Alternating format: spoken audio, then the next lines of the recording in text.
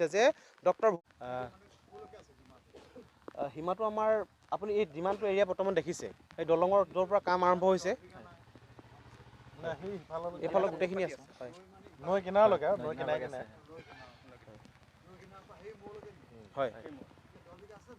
10 বিঘালে বেছি আছে 10 বিঘা 1 কঠা 15 লোচা আছে নহয় ডাঙৰ হয় ওপৰৰ পৰা আহিলে ইফালে কুনিয়া প্ৰজেক্ট আমি ইতিমধ্যে লৈ আছোঁ আৰু এই ক্ষেত্ৰত ৰাংচালি পঞ্চায়তে তেওঁলোকৰ ভূমিকা হিচাপে তেওঁলোকে নিজে অগ্ৰগণী হৈ তেওঁলোকে আগবাঢ়ি আহিছে আৰু তেখেতলোকে ইয়াৰ 4.5 ফুট মাটি ফিল আপ কৰা এটা প্ৰজেক্ট ইতিমধ্যে লৈছে হয় হাইটটো কৰি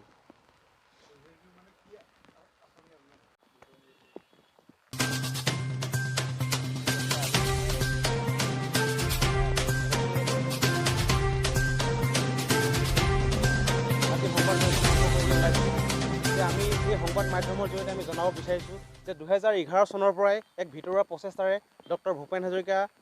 দেৱৰ নামত এটি প্ৰতিমূৰ্তি কৰাৰ লগতে তেখেতৰ নামেৰে কিছু ভূমি সংৰক্ষণ কৰাৰ আমি পদক্ষেপ লৈছিলোঁ আৰু এই যি পদক্ষেপ আছিলে সদৌ গুৱাহাটী ছাত্ৰ সন্থাৰ এজন কৰ্মী হিচাপে আমি লৈছিলোঁ ইয়াত সকলো ৰাইজে সহযোগিতা ইতিমধ্যে আমাক কৰিছিলে আমাৰ মূল বিষয় আছিলে সকলো জাতি জনগোষ্ঠীৰ কাৰণে কিছু ভূমি সংৰক্ষণ কৰা সকলো জাতি জনগোষ্ঠীৰ কাৰণে ভূমি সংৰক্ষণ কৰাৰ লগতে তেখেতলোকৰ আমাৰ অসমৰ যিসকল বীৰ বীৰাংগনা শ্বহীদ সকলোৰে প্ৰতিকৃতি ইয়াত স্থাপন কৰাৰ লগতে এখন পৰ্যটন ক্ষেত্ৰ হিচাপে লগতে ভূপেন্দ্ৰ এখন উদ্যান নিৰ্মাণৰ